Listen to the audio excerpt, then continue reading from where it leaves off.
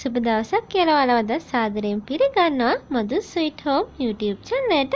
ඔන්න ඉතින් මම අද ඔයාලට කියලා දෙන්න හදන්නේ හරියටම කොහොමද ගෙදරදීම ගරම් මසාලා හදාගන්නේ කියලා.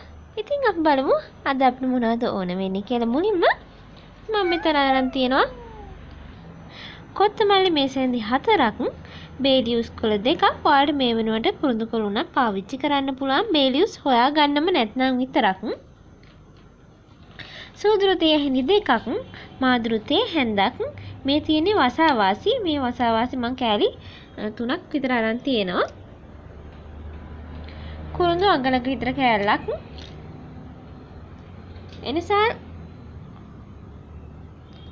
එනසාල් 6ක් අරන් තියෙනවා.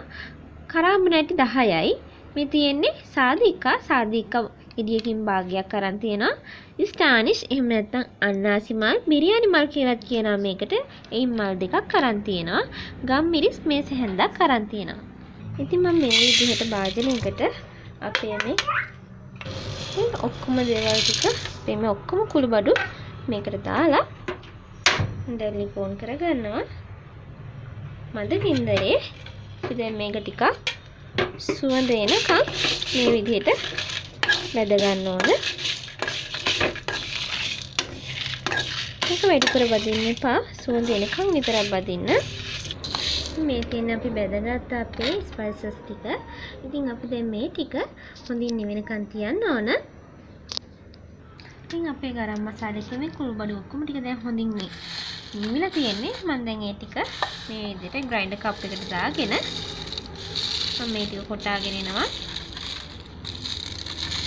ඉතින් මේ තියෙන්නේ අද දවසේ අපි හදාගත්ත අපේ ගරම් මසාලා. ඉතින් මේ විදිහට හොඳට කුඩු වෙන විදිහට ඔයාලා කොටා ගන්න.